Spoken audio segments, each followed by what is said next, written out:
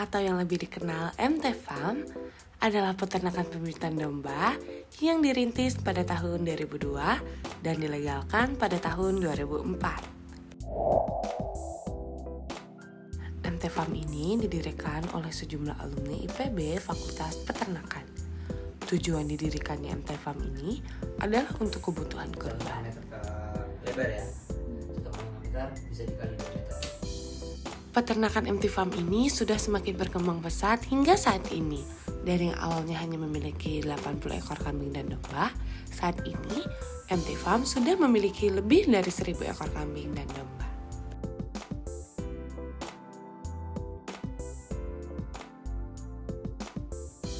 Mitra Tani Farm ini menghasilkan berbagai jenis output, mulai dari domba hidup, karkas domba, kulit domba, bulu domba, kotoran domba, domba guling, dan yang terakhir adalah olahan daging kaleng.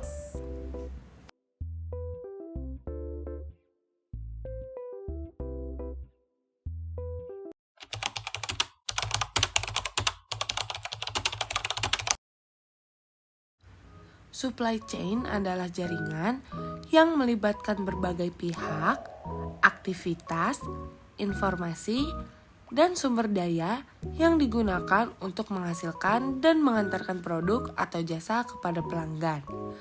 Supply chain mencakup seluruh proses dari awal hingga akhir, yaitu mulai dari pengadaan bahan baku, produksi, distribusi, hingga barang atau jasa tersebut diterima oleh konsumen akhir.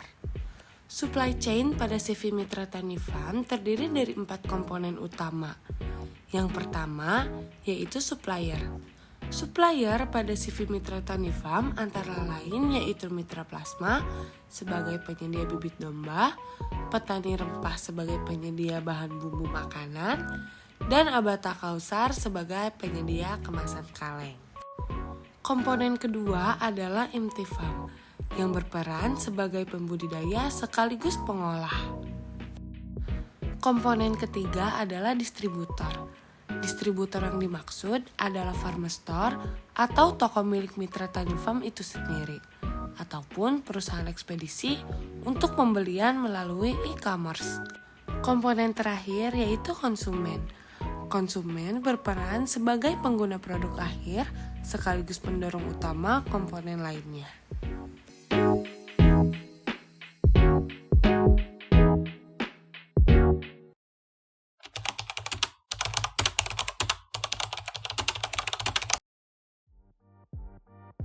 Saluran pemasaran adalah struktur bisnis yang terdiri dari berbagai organisasi yang saling berkaitan untuk memindahkan produk dari produsen ke konsumen.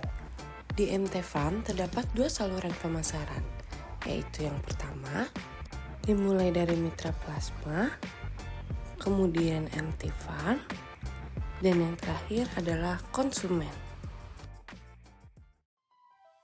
Pada saluran pertama ini, pihak lembaga pemasaran Mitra Plasma yang terlibat dalam proses pemasaran pembibitan domba di CV Mitra Tani Farm merupakan pihak yang menyediakan bibit atau anakan domba yang kemudian dikirim ke MT Farm. Anakan domba tersebut kemudian dikembangbiakan melalui pembibitan atau penggemukan di MT Farm. Setelah mencapai bobot yang sesuai kriteria, bibit kemudian dijual kepada konsumen secara langsung.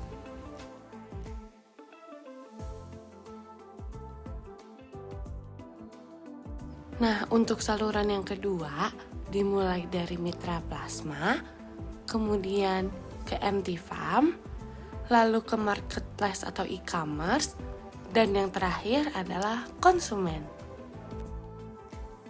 Pada saluran pemasaran kedua ini, MT Farm sebagai produsen sekaligus pengolah hasil atau output dari pembibitan domba. Salah satunya yaitu makanan kaleng domba. Olahan kaleng ini nantinya dijual melalui e-commerce seperti Shopee, Tokopedia, Instagram, dan lainnya, yang dimana hal ini akan mempermudah konsumen untuk mendapatkan produk.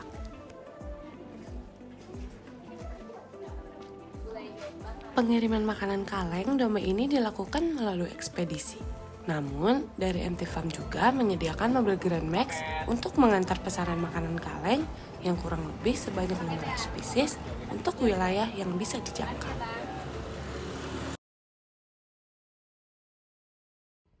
Nah, itu dia supply chain dan saluran pemasaran yang terdapat di Mitra Tani Farm.